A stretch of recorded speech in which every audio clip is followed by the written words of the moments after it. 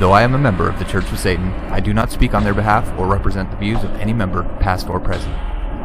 Satanism demands study, not worship. For more information on the Church of Satan, please visit the official website www.churchofsatan.com.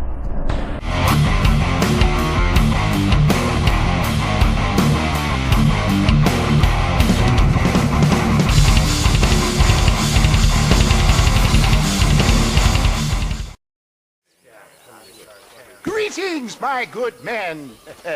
What would you say if I said immortality was at hand? What would you say if I told you I could teach you to fly? What would you say if I told you I could turn a man into a beautiful woman? Impossible, yes, once, but no more. Gentlemen, I bring you wisdom from the East. I have here in this wagon some of the finest goods, the best medicines, and the newest inventions available for you and your families. Exotic trinkets from the far reaches of the earth, elixirs that give vigor and strength. And for you men of physical skill and athletic physique, this miraculous elixir can keep the muscles supple and relax the cords. It loosens the joints and gives a feeling of vigor and freshness to the whole system. Why, some men have reported to me that after drinking it for 1 month, they can chew through steel. What the hell? It's a trap! You made your last... Take it down,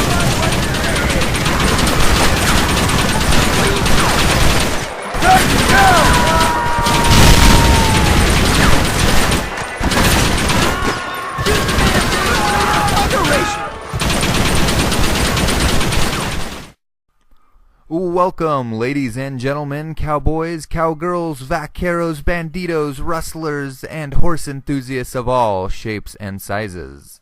This is your rootinest, tootinest, shootinest host, Citizen Valefar, and thank you for tuning in to episode 2 of Idle Hands, your look at games and gaming from the third side perspective. Today we are looking at Rockstar's 2010 masterpiece, Red Dead Redemption, the spiritual successor to the cult classic Red Dead Revolver. This game makes use of the open-world format made popular by Grand Theft Auto, but with its throwbacks to the spaghetti western eras and the glory days of John Wayne, it's more than just Grand Theft Horse.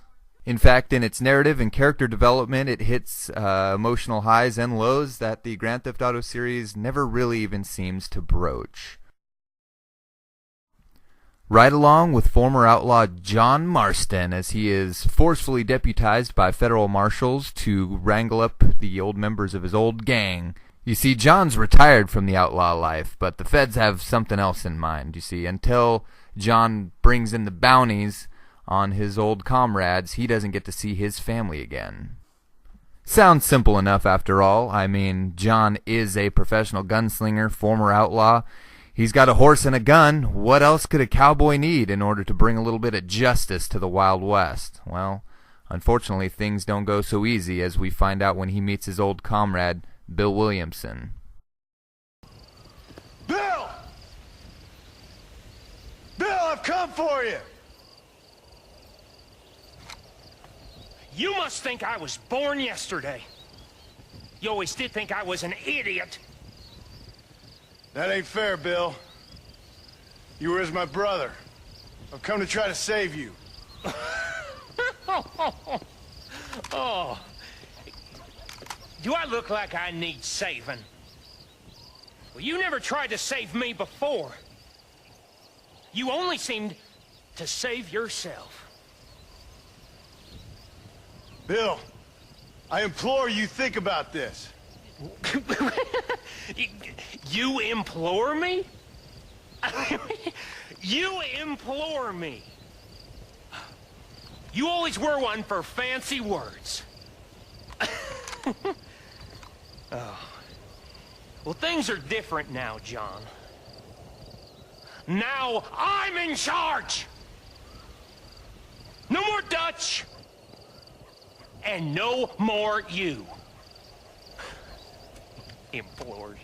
I implores you to go back and tell them to send someone just a little bit more impressive next time. Well? Oh. As you can see, John's got his work cut out for him. With your help, you'll rampage across the Wild West, exploring such satanic parables as the right of might, personal responsibility, indulgence versus compulsion, and of course, one of my favorites, the importance of being a villain. After all, the world isn't so black and white, and sometimes the real heroes have to make the hardest decisions. The Wild West was an untamed land of personal freedom where oftentimes the moral code and the law of the land were two very different things.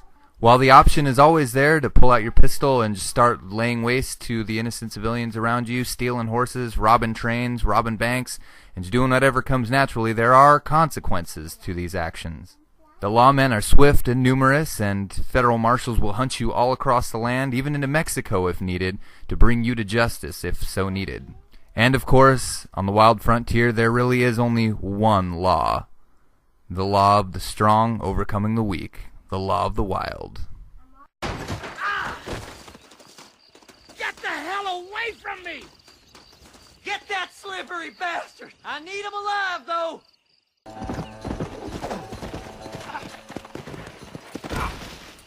Son of a bitch! Sense lying to you, mister!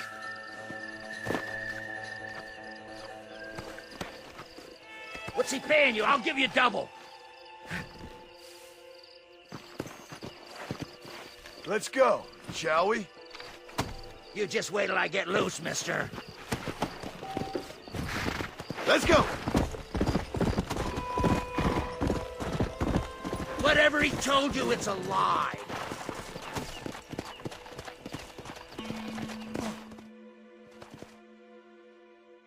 Moses, you son of a bitch! Where's my damn map? Damn you, Seth! Damn you, Seth! You've always been a twisty little freak. I ain't telling you shit. Ah! Then I'm gonna cut you up piece by piece. Till you find your tongue. Friend, this man's gone crazy in the sun. I suggest you take my advice and start talking. Shut up, Marston! I want to cut into a bona fide man's flesh. Ain't never cut into a live one before. Oddfellows Rest. It's in Oddfellows Rest. Now, get away from me once and for all. Well, ain't that a damn shame? I was starting to enjoy myself. I think you gone pissed yourself, Moses. And of course, it wouldn't be the wild frontier without our furry four-legged friends. Yes, man may be the most dangerous animal of all, but that doesn't mean he's at the top of the food chain. While there are very few relationships more romanticized than that of a cowboy and his horse, the more complicated relationship between man and nature does play out as you're able to hunt your way across the landscape for things like bear, cougar, raccoons, all manner of furry little critters to skin and sell for extra cash. Beyond that, you can take that extra cash and spend your time gambling. There are high-stakes and low-stakes games of Texas Hold'em, of course, blackjack to be played at many of the various locations throughout the map. But that's not all. There are a plethora of other things, as well as gun duels. As your fame increases, so too does your notoriety, and everybody wants a chance to take down the king. If you want to keep your reputation intact, you'll have to defend against these guys. Or you can just spend your time at the bar, just literally getting obliterated drunk, spending your money doing, well, what many folks did back in that time, and drink until you can't stand up straight, or at all. There again, indulgence versus compulsion. There's this and so much more to participate in throughout the map and throughout the game world as the game progresses. As with other Rockstar entries, the highlights of the game sometimes are the stories that write themselves, but that's not to say the main narrative to the game isn't riveting. In fact, this blood-soaked tale of revenge is one of the best from the studio's offerings. You'll fight your way through the southwestern states on a rampage trying to bring in the old members of your gang until you finally meet up with the man himself, your former best friend and pseudo-father figure, a man infamously known as Dutch, the leader of Dutch's gang. The climax is nuanced and multi-layered, culminating in a showdown that makes you think and question your decisions and the paths that the game will take in the future, as Dutch's parting words tend to linger with you and resonate quite loudly at the end of the game, as you're about to see.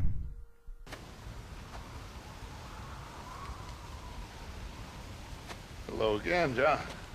Hello, Dutch. We gotta stop meeting like this. Sure.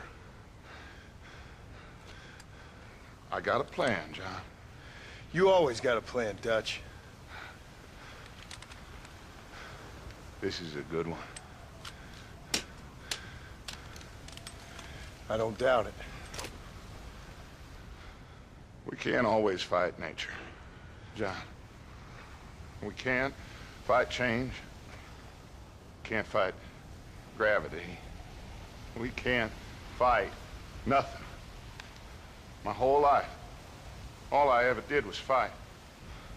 Then give up, Dutch. But I can't give up, neither. I can't fight my own nature. That's a paradox, John. You see? Then I have to shoot you. When I'm gone, they'll just find another monster. They have to. Because they have to justify their wages. That's their business.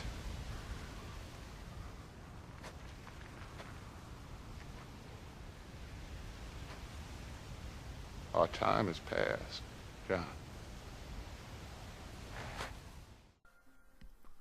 Just when you think everything is okay for John and he gets to go home with his family, start his little farm, and start raising horses just like he always wanted to, that's when Dutch's words really come back to haunt you. They will always find another monster. After all, that's how they justify their wages. Happily Ever After isn't in the cards here, and major spoiler alert if you haven't played the game. The marshals you help throughout the game betray you with the assistance of the American Army. Just like Dutch said, you can't fight change, and John can't fight his nature. He's a fighter. Up until the end, he refuses to give up, even to the point of sacrificing himself so that his family can go on without him.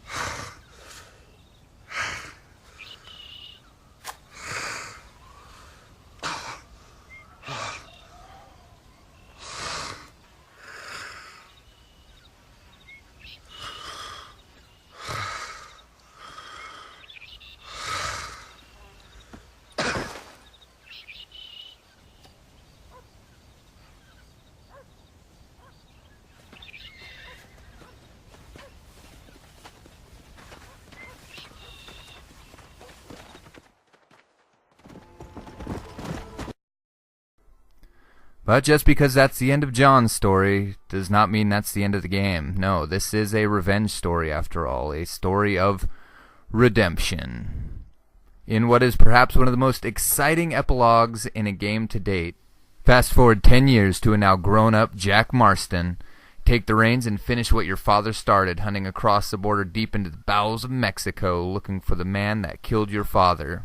It's an immensely satisfying conclusion to a roller coaster ride set amid a backdrop of larceny, murder, revolution. It speaks volumes to the time and attention that Rockstar put into the storyline of this game. After all, the law of tooth and claw, Lex Talionis, is in full effect in this game, and, well, no one is exempt from that, even 10 years down the line. Do I know you? Forgive me for startling you, sir, but I have a message for you. My name is Jack Marston. You knew my father. I see. I remember your father. I've come for you, Ross. And you, boy, have sure shit found me. You killed my father. Your father killed himself with the life he lived. You killed him. I saw you. You keep saying that. You sent him to do your dirty work. Then you shot him like a dog. And I'll shoot you like one too, you little piece of trash. Now get out of here before I kill you as well. I ain't going nowhere, old man.